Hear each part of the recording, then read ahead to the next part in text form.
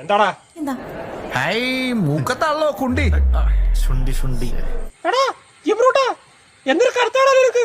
ഞാൻ ശ്രദ്ധിച്ചത് എന്റെയും ചേട്ടന്റെയും ശബ്ദം ഒരുപോലെ ഇരിക്കുന്നു. എടാ കൂട്ടുകാരാ, ഞാൻ പലതും കൊടുക്കടാ. അതാണ് ഈ ജിംബ്രൂട്ടൻ. അങ്ങനത്തെ രീതിയിലാടാ ഞാൻ ഈ എക്സസൈസ് ചെയ്യുന്നത്. ഈ കാണുന്ന തടിയുണ്ടല്ലോ, ഞാൻ ഇത് അങ്ങനെ ചെയ്തതിന്റെ ഫലമായിട്ടാടാ ഞാൻ പലതും എടുക്കുന്നത്. ഒരു ആട്ടയെ ഞാൻ വരെ പൊക്കിയെടുക്കും, ബൈക്കൊക്കെ ഞാൻ കൈ കൊണ്ട് പൊക്കിയെടുക്കും. വേണ്ടി വന്ന ഈ ലോറി ഒറ്റക്കെടുത്ത് പൊക്കിയവനകത്തു. അതാണ് ഞാൻ ചെയ്യുന്നത്.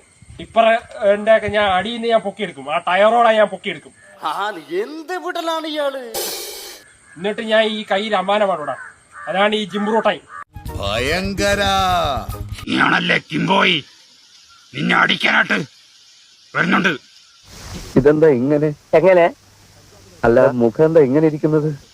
ഇറങ്ങി വാടാ. ഈ കിംബോയി അടിക്കാൻ ആരും വളർന്നിട്ടില്ല. വേലായുധനെ നേരെ നിന്ന് അടിക്കാനുള്ള ചങ്കുറപ്പ് നിനക്കായിട്ടുണ്ടേ. ഇപ്പൊ അടിക്കടാ. ഇപ്പൊ കിംബോയുടെ തക്കല കിംബോയുടെ ഡാൻസ് കാണിച്ചില്ല.